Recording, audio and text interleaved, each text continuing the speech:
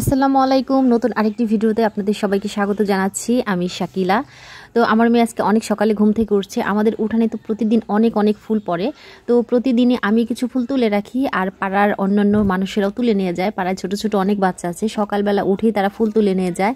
আর আমার মেয়ে এটা কিছুতেই সহ্য করতে পারে না, আর এর জন্য আজকে খুব সকালে সে ঘুম থেকে উঠে সব ফুল তুলে রাখছে। প্রতিদিন যে টাইমে আমি ঘুম থেকে উঠি, আজকে তার থেকেও 1 ঘন্টা আগে উঠেছি, কারণ আজকে হচ্ছে রবিবার, মেয়েদের স্কুল খোলা। প্রায় 1 মাস পর আজকে ওদেরকে নিয়ে স্কুলে যাচ্ছি। সকালে কুয়াশা পড়ে আর সিঁড়িটা কুয়াশা দিয়ে ভিজা থাকে। এই সময় ঘর ঝাড় দিয়ে সিঁড়ি দিয়ে বের করলে আরো বেশি নোংরা হয়ে যায়, আর তাই তো আমি একটা ডাস্টবিনের মধ্যে ময়লাটা উঠিয়ে অন্য সাইড দিয়ে ফেলে দিলাম, আর সিঁড়িটা আমি ভালো করে মুছে দিব। আমাদের টিউবওয়েলে প্রচুর আয়রন, প্রতিদিনে অনেক পানি ফিল্টার করতে হয়। রান্না থেকে শুরু করে, খাওয়া থেকে শুরু করে, কাপড় কাচা, গোসল সবকিছু আমরা ফিল্টার করে করি। খুব সকাল উঠে কাজগুলো শুরু করে দিয়েছি এবং আমি খুব তাড়াতাড়ি কাজগুলো শেষ করে নিব, কারণ আজকে স্কুলে যেতে হবে। সকাল 8টার মধ্যে মেয়েদের স্কুল, আর 8টার মধ্যে আমি সমস্ত কাজ করে ফেলবো। গত রাতে রান্না করে রেখেছিলাম, সকালের খাবারটা আমি সেগুলো দিয়েই সারবো। সকালে আজকে তেমন কোনো রান্না নেই, তবে দুপুরবেলায় আজকে রান্না আছে। আমি দুপুরবেলায়, দুপুর, রাত এবং তারপরের দিন সকালের জন্য কিছু তরকারি রান্না করে রাখি, একটু বেশি করে রান্না করি, এতে করে সকালে চাপটা কম হয়। বিশেষ করে যখন স্কুল খোলা থাকে সেই সময় আমি এই কাজটাই করি। এত সকালে স্কুলে যাইতে হলে সকালে রান্না টান্না করে যাওয়া অনেক কষ্টকর হয়ে যায়, আর এজন্য আগে থেকে কিছুটা তরকারি রান্না করি, হয়তো পরের দিন ভাত বা রুটি একটা কিছু করে নিই, এতে করে কাজটা আমার অনেক ইজি হয়ে যায়। বেশি করে প্রতিদিনই বৃষ্টি হয়, যার জন্য প্রতিদিন উঠানটাও ঝাড় দিতে পারি না। ঘুম থেকে উঠে দেখি বৃষ্টি হচ্ছে গুড়ি গুড়ি, এতে করে উঠানটা ভিজা থাকে। ভিজা উঠান ঝাড় দিতে ভালো লাগে না। গতকালও বৃষ্টি হয়েছিল, উঠানটা ঝাড় দিতে পারি নাই। আর আজকের আবহাওয়াটা অনেক সুন্দর, সকাল থেকে দেখছি বেশ ঝলমলে লাগছে, মনে হচ্ছে আজকে রোদ উঠবে। তো সকালই তাড়াতাড়ি করে উঠানটা ঝাড়ু দিয়ে নিচ্ছি। অনেকেই বলেন শহরের কাজও কাজ, গ্রামের কাজও কাজ, কিন্তু আমি দুই জীবনের সাথে অভ্যস্ত। আমি দুই জীবনটাই আমি পর্যবেক্ষণ করে দেখেছি, গ্রামের কাজের সাথে শহরের কাজের কোনো তুলনাই হয় না। এটা তুলনা করাটা নিছক বোকামি, কারণ আমি দুই জীবনটাই আমি উপভোগ করে আসছি। গ্রামের কাজ অনেক বেশি কঠিন। গ্রামের সব কিছু বাহিরে থাকে, বাহিরের সব কিছু কাজ করতে অনেক এনার্জি লস হয়ে যায়, আর শহরে সব কিছু ভিতরে থাকে আর আয়ত্তের মধ্যে থাকে। কিন্তু গ্রামের কাজগুলো কিন্তু এতটা আয়ত্তের মধ্যে থাকে না, আর গ্রামে আরও অনেক ধরনের প্রবলেম থাকে যেগুলা আসলে কাজকে অনেক কঠিন করে ফেলে। আমি বলবো শহরের কাজ কঠিন ঠিক আছে, কিন্তু অনেকটাই সহজ, ইজি, মানে জীবনটাকে ইজি করে নেওয়া যায়, কিন্তু গ্রামে এটা হয় না। গ্রামের কাজগুলো একটু বেশি কঠিন টাইপের, মানে হার্ড যেটাকে বলে। শহরে সারাদিন কাজ করলেও আমার কাছে মনে হয় গায়ে লাগে না, কিন্তু গ্রামের কাজ 1-2 ঘন্টা করলেই গায়ে লেগে যায় এবং ভীষণ এনার্জি লস হয় আর অনেক টায়ার্ড লাগে। এটা আমি পরীক্ষিত। বাড়ি থেকে শাপলা নিয়ে আসছিলাম, গতদিনও কিছু রান্না করেছিলাম আর আজকেও কিছু রান্না করব। শাপলাগুলো কেমন যেন একটু নষ্ট নষ্ট হয়ে যাচ্ছে, আজকে সবগুলো শাপলাই রান্না করে নেব। এখান থেকে অনেক শাপলা নষ্ট হয়ে গেছে, বেছে বেছে কেটে নিতে হবে। তো ওই যে কালকে যে কলম্বো মাছ আনছিল, সেখান থেকে সেই মাছ দিয়ে আজকে শাপলাটা ভাজি করব। তো এখন শাপলাগুলো কেটে নিচ্ছি। কিছু কিছু শাপলার ভিতরে ড্যাপ হয়েছে, কিন্তু এই ড্যাপ কিভাবে প্রসেসিং করতে আমার জানা নাই, আর 2-1টা ড্যাপে হয়তো কিছু হবেও না, সেজন্য ওগুলো আমি কেটে কেটে ফেলে দিয়ে তারপরে শাপলা বেছে নেব। শাপলা ফুলের কিন্তু বড়াও খাওয়া যায়, তবে শাপলা ফুলের পাপড়িগুলো নষ্ট হয়ে গেছে, যার জন্য আর বড়া করলাম না, কিন্তু ইচ্ছা ছিল যে বড়া করব। তো এখানে আমি মাছটা বের করে ভিজিয়ে নিচ্ছি। এটা হচ্ছে গতকাল এনেছিল সেই রুই মাছটা, আর রুই মাছের সাথে হচ্ছে এখানে যে কালকে যে কলম্বো মাছ আনছিল, সেই মাছের এই যে চাপা টাপা আলাদা করে রাখছিলাম। কিন্তু ভিডিওটা দেখতে থাকেন আমার সাথে আজকে কি ঘটেছে। আমি মুখে কিছু বলবো না, দেখতে দেখতে আপনারা বুঝতে পারবেন। তো মাছটা এখন ভিজিয়ে রাখবো। আর নিয়ে আসছিলাম কিছু শালুক, শাপলার সাথে যে শালু তোলা হয়েছিল সেখান থেকে ভাবি কিছু শালুক দিয়ে দিয়েছিল, এনে ফ্রিজে রেখেছিলাম। তো কয়েকদিন হয়ে গেল, এখন আজ সিদ্ধ করি কাল সিদ্ধ করি, এভাবে সিদ্ধ করা হচ্ছিল না, তবে আজকে সিদ্ধটা করেই নিব। নষ্টও হয়ে যেতে পারে, যেহেতু এগুলো কাঁচা জিনিস, তাই আজকে বের করে নিলাম, কিছুক্ষণ নর্মাল হোক তারপরে সিদ্ধ করে নিব। মাছে পানি দিয়ে ভিজিয়ে নিচ্ছি, আর এই যে মাছের চাপা চোপাগুলোকে আমি পানি দিয়ে ভিজে রাখছি, আর শালুটা এভাবেই নর্মালে রেখে দিব। তারপরে কিছুক্ষণ পরে ধুবো, ধুয়ে তারপরে সিদ্ধ করতে দিব। তো এই ফাঁকে আমি তরকারিগুলো কেটে নিচ্ছি।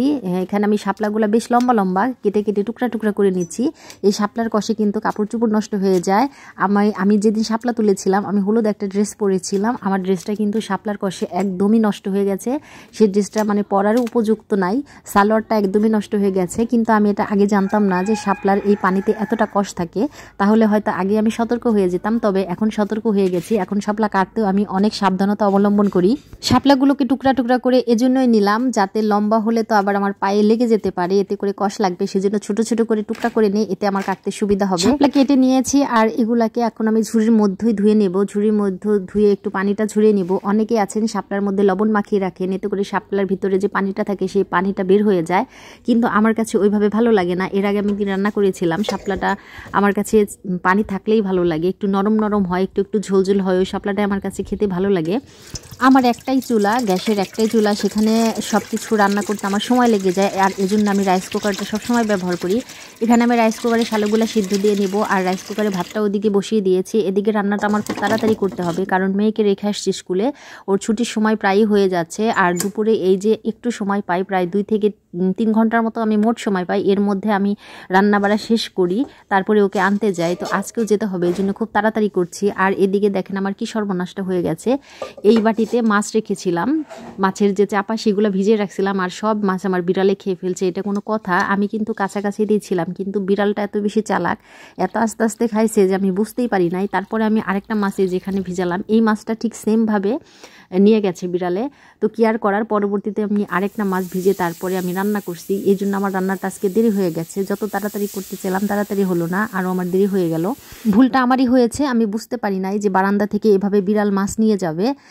ঢেকে রেখেছিলাম না, খালি ছিল, মানে ঢাকনাটা দিয়ে ঢেকে রাখতে আমার মনে ছিল না। একটু ঘরে এসেছি, 1 মিনিটেরও সময় না, মানে হয়তো 30 সেকেন্ড এরকম সময় হবে, এর মধ্যেই কিন্তু বিড়াল 2 বার আমার এরকম ক্ষতিটা করে দিল। যাই হোক, পরবর্তীতে আবার মাছ বের করে তারপরে শাপলাটা ভাজি করে নিচ্ছি। আস্ত একটা মাছ দিয়েই শাপলাটা ভাজি করে নিলাম। এই মাছটার মধ্যে ইলিশের ফ্লেভার আছে, যার জন্য বিড়ালও পাগল হয়ে যায় এই মাছটা দেখলে।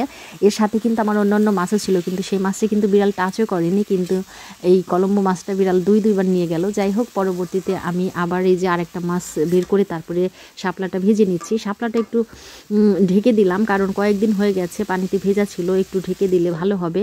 আর এখন হচ্ছে আমি রান্না করছি রুই মাছ। তো রুই মাছটা আমি ধুয়ে মশলা দিয়ে মাখিয়ে রাখছিলাম, এখন মাছটা একটু ভাজি করে তারপরে রান্না করব।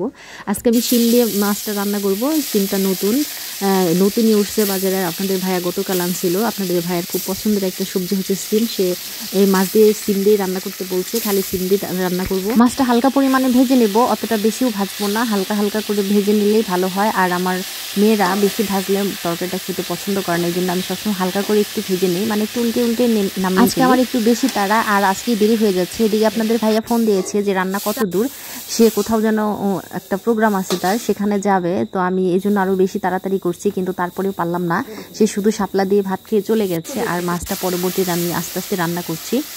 সব মশলা আমি কষিয়ে নিয়েছি ভালো করে, আর এখন এর মধ্যে শিমটা দিয়ে আরও কিছুক্ষণ কষাবো।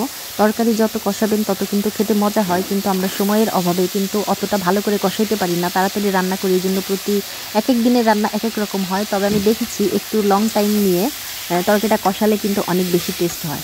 যাই হোক, সিমগুলো অনেক সুন্দর ছিল, এগুলো একটু যে সাদা টাইপের সিম।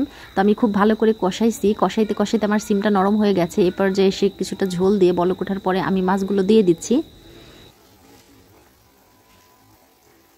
রান্নাটা শেষ করতে করতে আজকের মতো আমার ভিডিওটাও শেষ করে দেব। তবে ভিডিওটা শেষ করার আগে আপনাদের কাছে আমার রিকোয়েস্ট থাকবে, আমার চ্যানেলটিকে সাবস্ক্রাইব করে দেবেন, আর অবশ্যই একটি লাইক দিতে ভুলবেন না। আর আমার আজকের ভিডিওটা আপনাদের কেমন লাগলো অবশ্যই কমেন্ট করে জানাবেন।